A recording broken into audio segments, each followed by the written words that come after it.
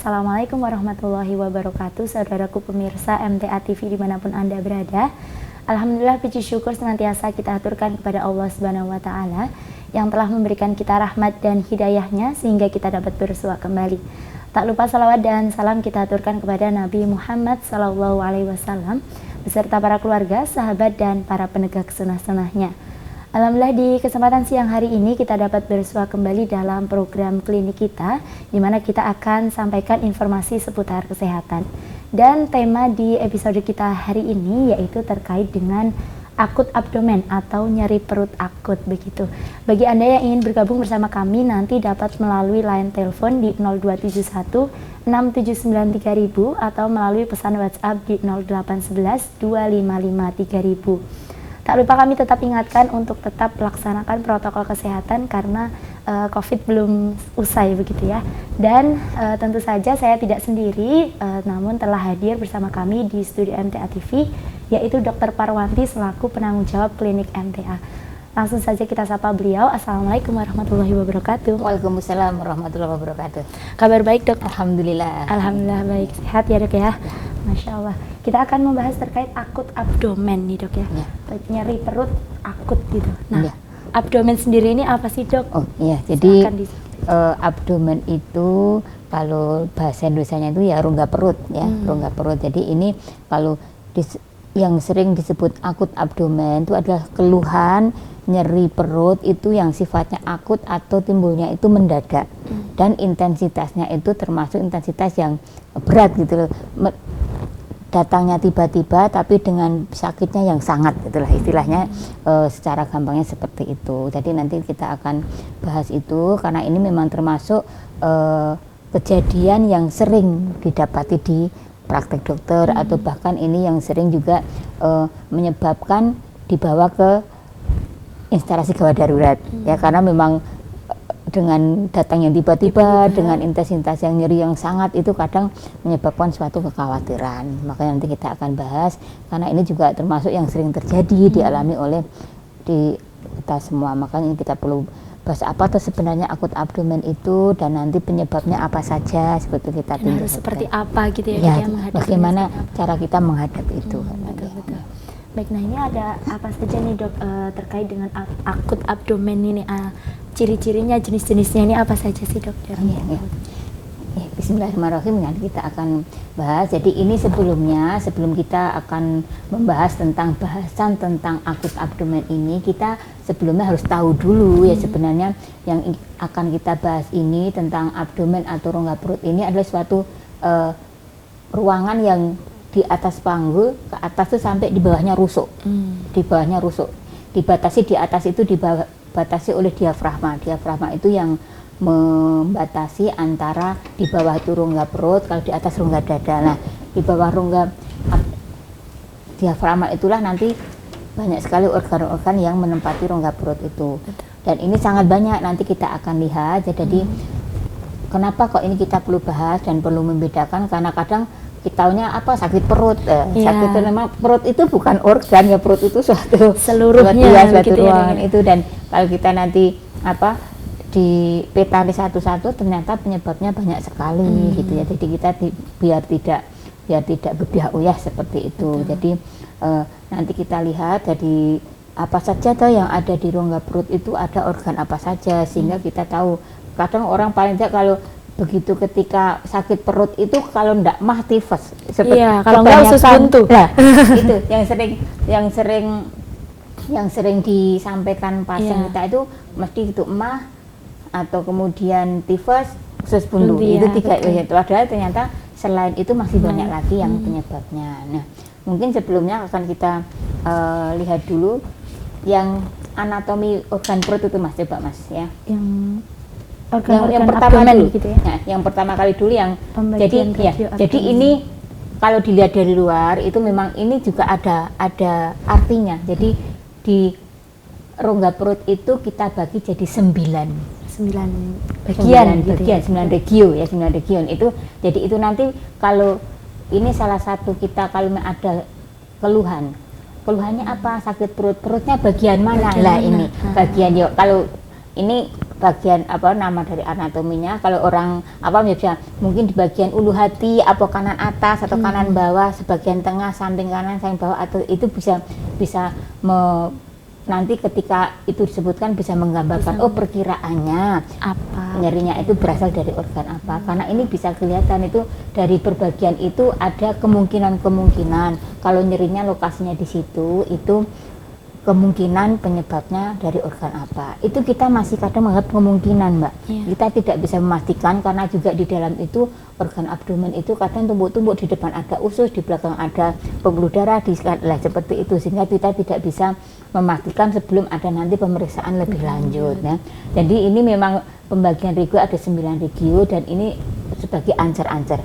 Karena salah satu sifat nyeri itu kadang nyeri itu sesuai dengan organ yang bersangkutan, itu yang paling sering. Tapi ada juga nyeri itu nyerinya di bagian perut, ternyata penyebabnya bukan organ di perut juga bisa. Namanya itu nyeri yang istilahnya reverberate, jadi nyeri itu dijalarkan atau tersalurkan ke organ yang lain seperti itu. Kemudian gambar berikutnya, Mas, yang organ-organ abdomen nanti kita bisa lihat. Nah, ini ketika dibuka, ternyata di sini ya, jadi di rongga perut itu misalnya di bagian kanan atas itu ada liver atau hati. Kemudian itu yang kecil itu ada yang hijau-hijau itu ada kandung empedu. Kemudian di sebelah kiri itu juga memang masih ada bagian liver yang bagian kecil yang lebih kecil. Kemudian itu ada lambung, ada pankreas, kemudian ada usus besar yang transversum, itu usus besar yang mendatar. Kemudian di bawahnya lagi ada usus kecil, ada usus besar itu kan geraknya dari bawah kanan itu bawah kanan ke atas, kemudian dari atas kanan menuju ke kiri, kiri ke bawah, kemudian yang bentuk as itu kemudian ke anus ya. Jadi seperti itu. Kompleks sekali ya. Nah, ini tumpuk-tumpuk sehingga memang kadang kita hanya bisa kalau hanya dilihat dari ini nyeri di sini, kemungkinan karena organ itu hanya perkiraan ya, perkiraan. Kadang bisa iya, kadang bisa tidak ya. Kemudian usus buntu lah, itu yang usus buntu itu yang appendix itu. Usus buntu itu ada di mana? Usus buntu ada di kanan bawah.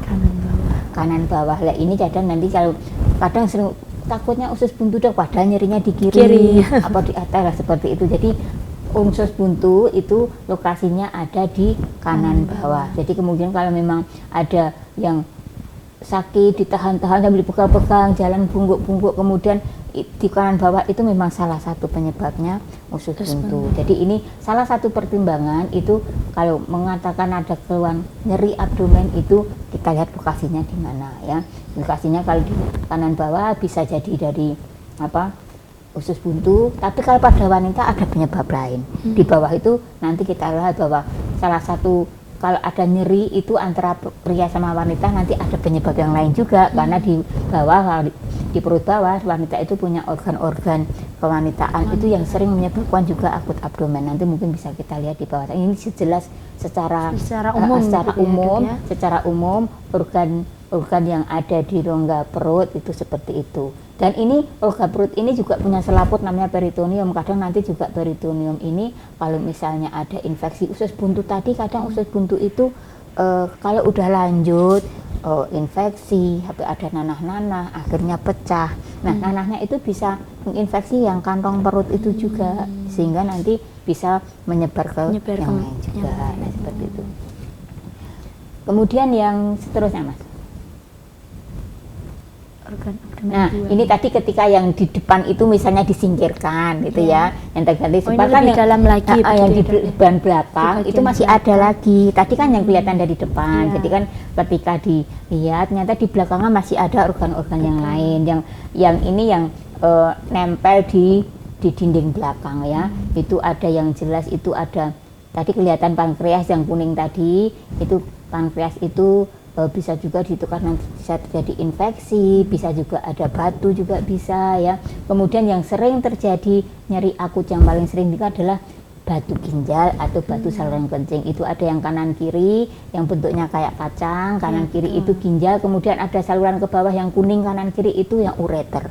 Ureter itu saluran air kemih yang dari ginjal menuju ke kandung kemih. Nah itulah yang paling sering menyebabkan kalau pria wanita juga bisa nyeri yang sampai kadang nyerinya guling-guling ya, namanya kolik. Kolik itu nyeri akut abdomen yang memang dia bersifat dari karena tadi ada batu yang kejepit mungkin mau turun tapi tidak bisa. Lah itu akan menyebabkan kolik yang sangat nyeri sekali. Kemudian di bawah ada kandung kemih, kemudian juga ada pembuluh darah besar ya, pembuluh darah besar itu yang merah itu aorta, yang biru itu vena, kemudian di bawah itu ada organ-organ yang merah itu rahim ya. Jadi ini semua organ yang ada di rongga perut ini bisa semua menyebabkan nyeri perut kalau memang ada gangguan. Nah, ini organ-organnya. Kemudian kita akan bahwa apa saja istilahnya penyakit apa saja yang bisa menyebabkan adanya timbulnya nyeri. Pertama, yang paling sering itu adanya akut itu adanya istilahnya jebol atau kebocoran atau pecahnya organ yang berongga itu. Misalnya orang yang punya sakit lambung tapi udah berlanjut, ada tuka, kalau tuka itu atau luka itu tidak diterapi karena bisa terjadi perforasi sehingga dinding lambungnya itu sampai jebol. Iya, itu juga bisa menyebabkan akut. Atau adanya seperti tadi usus buntu yang tidak segera diatasi itu juga bisa menyebabkan pecahnya. Jadi semua kejadian-kejadian menyebabkan robeknya atau pecahnya atau rupturnya jadi organ-organ abdomen ini bisa menyebabkan keluhan akut abdomen.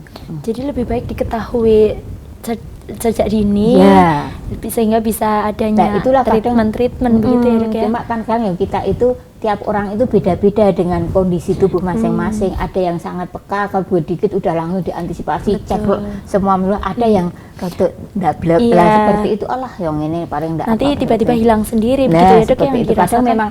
Memang proses penyakit ini kan beda-beda ya. Ada yang langsung omsetnya cepat langsung terus progresif sehingga tidak bisa tidak ngasih jeda sehingga harus mesti langsung ke rumah sakit. Ada yang kadang timbul hilang seperti itu yang kadang membuat kita nggak apa-apa gitu ya, Dok ya. Istirahat paling mari dewe seperti itu.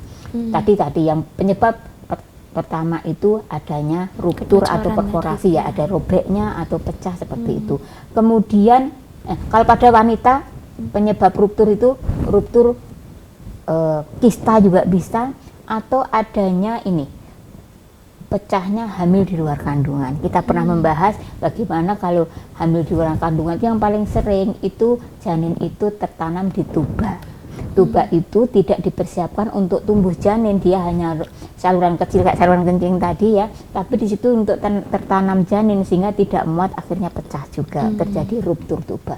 Itu juga bisa menyebabkan akut abdomen. Itu bahayanya tidak hanya nyerinya tapi juga adanya perdarahan ya, karena ada perdarahan ini nanti yang kadang harus berlomba-lomba. Jadi memang itu suatu keadaan yang gawat darurat yang harus segera begitu. Kemudian tadi yang pertama adanya pecah atau robekan tadi. Yang kedua adanya sumbatan ya, adanya sumbatan. Jadi rongga-rongga organ-organ di abdomen tadi kebanyakan rongga yang berbentuk atau pipa ya, bentuk pipa. Jadi yang berongga tapi panjang gitu. Itu di dinding-dindingnya itu kan ada otot ya, ada otot yang kadang kontraksi untuk karena untuk mengalirkan atau mentransport itu seperti tadi seperti air kencing turun, sebagainya ada batu turun itu kan ada harus ada yang mendorong ada kontraksi dari itu. Nah itu ketika misalnya yang paling sering itu ada batu tadi ya, batu itu terbentuk di ginjal karena kecil dia mau turun ya, terbawa oleh urin, kemudian turun di ureter. Di ureter itu sempit, apalagi di bagian ismus itu bagian yang dari ureter mau masuk ke kandung kemih, itu bagian yang sangat sempit, biasanya mandek di situ. Sehingga itu ada batu di situ tertahan, ini terus dorong agar ini turun. Nah, itulah akan terjadi yang namanya spasme itu kontraksi yang terus menerus itu akan menimbulkan kolik atau nyeri perut yang sangat. Nah, itulah juga salah satu penyebabnya. Juga termasuk yang lain, juga usus kalau hiperkolistatis juga menyebabkan nyeri. Termasuk tadi di empedu juga ada batu, ya itu juga kadang kalau memang istilahnya batu itu kalau kejepit akan menyebabkan itu kontraksi itu. Di pankreas pun juga bisa ada batu pankreas, juga bisa menyebabkan akut. Jadi semua tadi semua obstruksi atau adanya sumbatan di rongga-rongga tadi akan menimbulkan suatu istilahnya usaha untuk mengalirkan gitu ya. Itu akhirnya menimbulkan kontraksi yang berlebihan. Itu juga, dan ini yang namanya kolik ini biasanya cirinya kolik itu kalau ada orang kok nyeri sampai kayak gulung-gulung yang bangun itu biasanya ada kolik itu ya, ada nyeri yang hebat tadi. Jadi ini juga bisa jadi suatu yang harus ditangani ya itu. Kemudian adanya proses inflamasi atau peradangan. Hampir semua organ abdomen itu ada potensi untuk mengalami penyakit infeksi atau peradangan. Pankreas juga bisa pankreatitis, liver juga bisa hepatitis, perut juga bisa, semua usus juga bisa, semua tadi termasuk usus buntu itu kan juga termasuk inflamasi peradangan dari appendix, jadi appendixitis semua. Jadi itu akan bisa menyebabkan atau menimbulkan rasa nyeri juga ya. Jadi ada perobekan atau pecah, ada sumbatan, kemudian ini ada inflamasi atau peradangan, kemudian ada juga yang reaksi iskemia. Iskemia itu kayak yang umum kan di jantung itu, jadi adanya kekurangan oksigen sehingga jaringan itu bisa kekurangan oksigen, nanti lama-lama mati. Itu karena juga tidak berfungsi begitu. karena memang mungkin ada aliran oksigen ke situ terganggu, aliran darah ke situ terganggu, ada sumbatan ya kayak peristiwa jantung koroner itu, sehingga pembuluh darah yang memberi makan kepada jantung, memberi oksigen ke jantung itu mengalami sumbatan, itu menyebabkan otot-otot jantungnya itu mengalami iskemia. Itu juga organ-organ yang seperti itu, semua organ, semua bagian tubuh kita kalau tidak mendapatkan oksigen ya lama-lama akan mengalami kematian, karena tadi itu ada modal untuk istilahnya tenaganya si organ ya, untuk makanan, untuk organ itu tetap hidup, itu adalah butuhnya tadi. Kalau tidak ada aliran darah ke sana ya maka akan terjadi iskemia. Itu juga akan menimbulkan nyeri.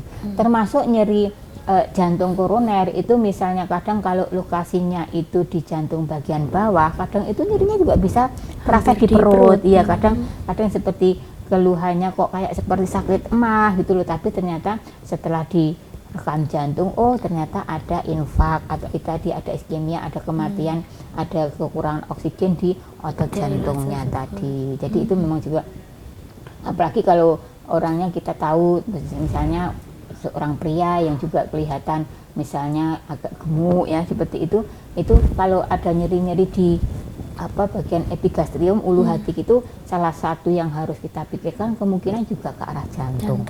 Ya, jadi ketika masuk biasanya ke gawat darurat juga tidak hanya melulu di sakit perutnya, tapi harus juga direkam jantung seperti itu. Jadi itu juga salah satu penyebab timbulnya nyeri akut abdomen itu adanya iskemia dari jaringan, dari organ itu. Kemudian ada juga penyakit-penyakit lain ya, memang kadang penyakit bukan penyakit organ di perut sendiri, tapi bagian dari penyakit yang menyeluruh, penyakit sistemik itu juga bisa menimbulkan gangguan di perut. Nah, ini penyebab inilah nanti yang bisa menimbulkan keluhan perut tadi. Tiap organ begitu ya? Iya, jadi itu nanti, jadi ini kan nyeri perut ini baru data pertama, Mbak. Data yang dikeluhkan oleh pasien. Jadi ketika kita itu di dalam dunia kedokteran, ketika kita itu akan menegakkan suatu diagnosa itu kan banyak data yang masuk. Pertama data subjektif dulu. Data subjektif itu data dari pasien. Itu termasuk nyeri perut ya. Nanti kita gali, ditanya-tanya nyerinya bagaimana, munculnya karena apa, bagaimana intensitasnya, nyerinya sifatnya seperti apa, kayak terbakar, apa menusuk-nusuk, apa seperti itulah. Itu semua nanti termasuk data subjektif. Data subjektif itu data yang kita dapat dari pasien. Kemudian nanti kita tambah lagi pemeriksaan baik pemeriksaan fisik, dilihat, diraba, seperti itu. Nanti data yang kita dapatkan dari pemeriksaan itu data objektif untuk tambahan. Kalau dari data ini masih kurang, nanti baru tambah pemeriksaan penunjang. bisa nanti ditambah, oh kok ada panasnya, kita tambah juga laboratorium dari darahnya bagaimana, kemudian mungkin perlu rongsen, mungkin perlu ultrasonografi atau USG dan sebagainya untuk menegakkan diagnosa itu. Dari semua itu nanti baru diambil kesimpulan, oh penyebab pastinya seperti ini. Nah itu memang kadang kalau nyerinya itu khas, itu kadang dari anamnes setok aja, dari data aja kadang udah kelihatan. Misalnya pasien udah seperti tadi ya, datang ke sini kadang udah kemungkinan besar usus buntu itu seperti itu, harus segera dibawa ke UGD seperti itu. Jadi ini yang salah satu yang harus kita titik beratkan, harus kita garis bawahi bahwa nyeri abdomen ini suatu yang harus kita betul-betul perhatikan, karena ada kemungkinan besar nanti itu ada suatu yang perlu tindakan darurat. Sehingga memang kalau dari pemeriksaan itu kita kok curiganya ini suatu tindakan yang harus ada nanti tindakan lebih lanjut, itu sebaiknya memang datangnya ke rumah sakit, ya, ke rumah sakit, karena bisa jadi itu suatu seperti kejadian ruptur, itu suatu kejadian yang harus segera dioperasi, iya, dioperasi, seperti yang pada seorang wanita yang terjadi ruptur tuba karena hamil di luar kandungan, itu harus segera, karena nanti akan banyak kehilangan darah, harus segera operasi mendadak, operasi situ namanya, harus segera itu. Ya, itu. Nah, kita akan lanjutkan untuk mengenal lebih dekat nih dok ya, terkait dengan akut abdomen, karena dari satu organ perut nih ya, satu rongga perut ternyata banyak sekali organ di dalamnya. Nah ini tentu akan banyak sekali penyakit yang harus kita ketahui begitu ya dok, agar kita bisa mewaspadainya dan mencegah begitu. Namun kita akan jeda terlebih dahulu, kita akan kembali. Baik pemirsa, kita akan kembali setelah jeda pariwara berikut ini. Jangan kemana-mana, tetap di klinik kita.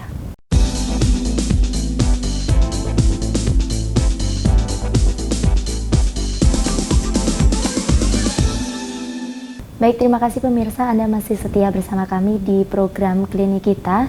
Masih bersama saya dan bersama dengan Dr. Parwanti yang akan membahas akut abdomen atau nyeri perut akut begitu.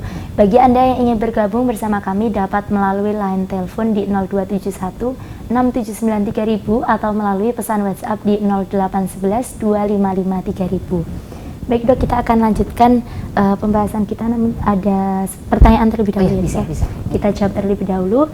Pertanyaan dari Mbak Aini, usia 20 tahun.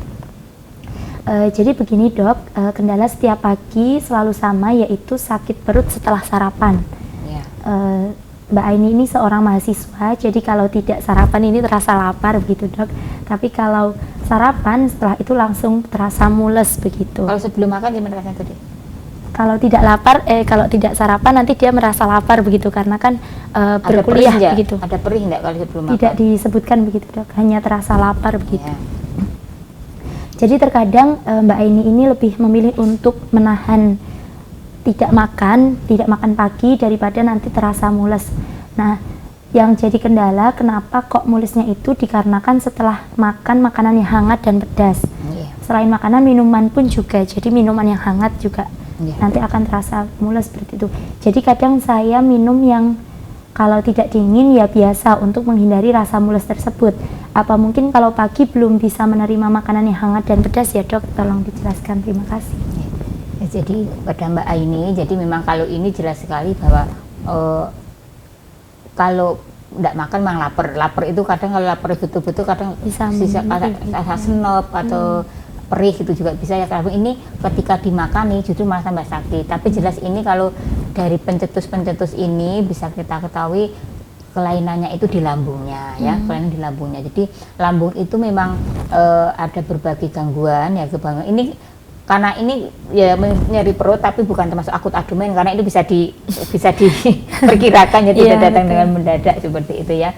Jadi ini perut itu lambung, maksudnya lambung itu memang suatu kantong yang itu juga ada di situ, ada kelenjarannya itu diproduksi asam lambung ya. Asam lambung itu pH-nya sangat rendah, asam, dan itu memang kadang kalau terlalu lama perut itu kosong, itu asam lambung itu bisa mengiritasi lambung itu, sehingga kadang maka bisa timbul gastritis atau ya sering disebut sakit emah seperti itu. Nanti gastritis itu kalau lama-lama nanti bisa jadi luka seperti itu. Nanti kalau berlanjut juga bisa, kita tahu bisa juga terjadi perforasi seperti itu. Dan jadi yang jelas kenapa kok pagi hari terasa, karena kan perut ini udah kosong dalam waktu yang lama ya, dalam waktu lama. dilihat dulu kebiasaannya makan terakhir malam jam berapa, apakah terakhir justru mungkin sore jam berapa. Ini kita lihat kalau misalnya terakhir isya saja ya Mbak ya, misalnya terakhir itu makannya isya misalnya jam 7, nanti jam 7 itu sampai pagi itu perut dalam keadaan kosong ya, kosong, sehingga waktu itu ketika asam lambung juga diproduksi seperti itu, sehingga memang ketika pagi itu memang dalam kondisi kadang apalagi kalau udah gangguan gini mungkin udah ada itu iritasi di lambungnya ya, karena memang perutnya itu dalam jangka waktu hampir 12 jam itu. Betul. Ya, kalau apalagi sarapannya jam 6 jam 7 itu dalam keadaan kosong, sehingga asam lambung itu bisa mengiritasi dari lambung, sehingga ketika begitu pagi itu dikasih makan ya istilahnya kaget. Ya, istilahnya kaget. Nah nanti kalau misalnya itu kok ketika selain nyeri juga kadang ada mual, ada sebah kayak memuntah, itu juga selain itu ada kelainan yang tadi iritasi peradangan di lambung, itu juga bisa gangguannya itu juga gangguan dari pengosongan lambungnya juga. Jadi karena lambung itu kan juga organ yang berongga, itu juga ada kontraksinya seperti itu. Kadang itu gangguan bisa salah satu karena dari gangguan asam lambungnya aja, kadang juga ada double, selain asam lambung juga gangguan dari pengosongannya, sehingga ketika kalau sebelum dimakani juga sakit perih, ketika dimakani juga sakit karena tadi ada suatu perut rasanya penuh, lambungnya penuh karena apa? Karena tidak segera diturunkan. Betul. Sehingga itu namanya adanya terjadi gangguan pengosongan lambung. Yang lebih-lebih lagi, lanjut lagi, ada lagi penyakit yang namanya reflux. Jadi asam lambung itu tidak hanya untuk pencernaan yang ada makan lambung, tapi juga akhirnya naik ke atas, ke kerongkongan. Ini juga kadang yang bisa menyebabkan keluhan yang berlanjut juga. Kadang nyeri di dada, kemudian makan kayak rasanya itu nelan susah, rasanya nyeri terbakar, bahkan sampai peradangan di tenggorokan juga seperti itu. Baik, jadi lebih baik sarapan atau seperti apa di dok? Tetap sarapan ya. Tiap orang itu punya sendiri-sendiri yang memicu saya sakit apa itu itu dititeni sendiri. Kalau memang saya sakitnya ketika makan pedas sama angkat ya jangan dimakan itu, karena tiap orang punya istilahnya lagiannya sendiri-sendiri. Apa yang menyebabkan sakit itu apa, ada yang tahan pedas, ada yang enggak, ada yang kalau makan tape sakit ini enggak. Jadi tiap orang silahkan dititeni sendiri-sendiri, makanan apa, minuman apa yang itu bisa kalau itu memang yang bukan nyeri ya dihindari seperti itu. Tapi kalau berlanjut ya dihubungkan, periksa ke dokter, nanti bisa perlu pengobatan seperti itu. Tapi yang jelas dari kebiasaan pola makan itu perlu disesuaikan sendiri-sendiri, mana yang menyebabkan sakit itu dihindari. Kemudian memang tadi tidak boleh kalau makan itu terlalu lama kosong, itu tidak boleh. Kalau memang kelamaan kosong itu menyebabkan nyeri ya harus makannya lebih sering tapi porsinya sedikit. Kemudian ketika habis makan dihindari jangan berbaring. Habis makan berbaring ini bisa menyebabkan reflux tadi, asam lambung yang naik begitu ya. Baik, kita angkat telepon terlebih dahulu ya deh. Baik, assalamualaikum warahmatullahi wabarakatuh.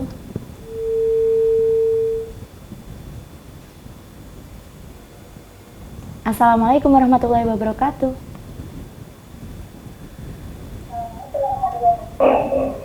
Dengan siapa di mana bisa disebutkan?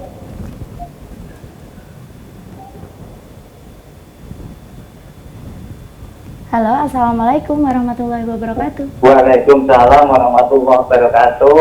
Dengan siapa di mana Bapak? Ini dengan Pak Suroto di Ranau, Palembang, Bu Dokter. Bisa dikecilkan terlebih dahulu Bapak untuk volume televisi atau radionya. Baik. Silakan untuk pertanyaan. Tanya dokter. Kami itu kalau berdiri itu perut sebelah kiri itu terasa keras dokter. Sampai ke paha atas ini sakit gitu dokter. Itu apa masalahnya dokter ya? Ada kayak benjolan gitu enggak Pak? Enggak ada Bu. Enggak ada Bu. Ya perut biasa Bu, kalau enggak berdiri itu juga enggak sakit Bu. Tapi kalau dibawa berdiri sebelah kiri itu keras Bu. Buang air besarnya lancar enggak? Buang air besarnya ya terbatas Bu. Terbatas, enggak seperti yang diinginkan, maunya banyak tapi enggak gitu Bu. Sudah itu saja Bapak Jadi Suroto. kira-kira Oke. bagaimana solusinya gitu Bu? Nggih. Nggih. Ya mohon apa penjelasannya Bu Dokter. Terima kasih. Assalamualaikum warahmatullahi wabarakatuh. Waalaikumsalam warahmatullahi wabarakatuh. Kalau perut bawah sebelah kiri itu memang organ yang ada di sana itu usus besar ya, usus besar. Jadi usus besar. Jadi itu kalau memang apalagi tadi ada data tambahan itu buang air besarnya ndak bagus ya, istilahnya ndak lancar, ndak bisa, istilahnya ndak sesuai yang diinginkan, jadi mungkin tidak puas itu ya. Nah, itu bisa saja itu mungkin karena sembelit. Jadi memang sembelit itu kalau lama-lama juga bisa menyebabkan gangguan, apalagi jadi mungkin ini jadi pembuangannya itu agak kurang lancar. Itu diatasi dengan apa? Coba diatasi dulu dengan makannya, kebutuhan seratnya harus banyak. Serat itu yang paling banyak itu sumbernya dari buah-buahan, dari sayur-sayuran hijau. Itu ada untuk serat untuk membuat agar kotoran itu tidak keras tapi tetap volumenya besar. Itu menyebabkan untuk buang besar itu lebih lancar. Baik, buah-buahan dan sayur-sayuran Ya, gitu ya Dok. buah-buahan, sayur-sayuran itu adalah kita ambil fungsi itu serat gizinya. Serat gizi itu berfungsi untuk melunakkan dari feses dari kotoran itu, sehingga nanti biar pembuangan dari kotoran itu lebih lancar. Coba itu nanti dicoba dulu. Kalau memang itu nanti setelah mungkin buang air besarnya lancar, mungkin bisa berkurang begitu ya Dok. Kadang juga tadi saya tanyakan apakah ada benjolan, kadang juga ada mungkin semacam kayak hernia, kadang juga bisa hernia ya. Hernia itu ada, orang Jawa bilangnya ketedun. Ketedun. Kadang hernia itu kadang ada yang memang jelas-jelas kelihatan menonjol, kadang ada yang proses, kadang belum kelihatan sekali ya. Tadi itu juga bisa menyebabkan itu. Jadi memang ada organ perut itu tapi yang keluar dari organnya, keluar dari rongga perut. Karena apa? Karena di bagian dekat selangkangan itu memang ada lubang, itu ada saluran. Nah itu kadang ketika itu harusnya itu nutup, itu tidak nutup, sehingga ketika orang-orang tertentu yang mungkin kerjanya berat, suka angkat-angkat berat, atau orang yang dengan batuk lama itu daya dorong dari rongga perut itu keluar itu besar, sehingga ada organ perut yang keluar. Nah, itu bisa. Jadi mungkin yang bisa dari itu ya, mungkin dari tadi memang karena juga buang air besar tidak lancar, bisa dari sembelit yang berkepanjangan tadi, atau mungkin juga ada hernia tadi. Lah kalau nanti memang tadi buang air besarnya itu udah lancar kok akhirnya hilang ya, mungkin sebenarnya itu. Kalau berlanjut ya lebih baik diperiksakan langsung ke dokter untuk lebih jelasnya kenapa begitu ya Dok. Jadi solusinya diperbanyak dulu ya Dok ya, untuk makannya, pola makan, seratnya yang banyak, buah sayur, dan cukup minum. Minum juga harus cukup, karena kalau minum kurang kotoran juga keras. Jadi untuk agar kotoran itu bisa lancar, itu seratnya harus banyak, cairan juga harus cukup. Nah itu tadi Pak Suroto, semoga dapat membantu begitu ya Dok ya. Semoga lekas sembuh.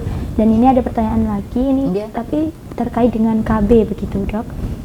Saya ingin bertanya, saya KB spiral biasanya bulannya lancar. Tapi bulanannya ini lancar, tetapi 3 bulan ini saya tidak maksudnya tidak menstruasi begitu ya. Waktu saya cek hasilnya negatif, penyebabnya apa ya Bu? Dari Ibu Raya di Mondoan. Terima kasih. Jadi KB IUD itu adalah KB yang non hormonal ya, dia memang metode kontrasepsinya kan secara mekanik gitu ya. Jadi itu memang seharusnya tidak mempengaruhi siklus haid, tidak mempengaruhi siklus haid. Biasanya kalau kadang haidnya itu lebih lama, lebih banyak, itu memang biasa ya kan dengan IUD itu. Tapi biasanya kalau untuk siklusnya biasanya 1 bulan atau 2 bulan itu biasanya tidak terpengaruh, tetap karena memang kalau siklus haid itu kan yang berpengaruh kan hormonal, siklus hormonal yang mempengaruhi. Tapi kalau IUD tidak mempengaruhi. Ini kok ada gangguan? Mungkin ada gangguan yang lain, bukan dari IUD-nya. Salah satu yang bisa mengganggu siklus hormon itu mungkin baru banyak pikiran, atau baru banyak istilahnya ini kecapean, itu juga salah satu bisa menyebabkan. Atau mungkin ada sebab lain ya, mungkin di penyakit-penyakit lain di organ kewanitaan, mungkin di ovariumnya, mungkin itu perlu pemeriksaan lebih lanjut.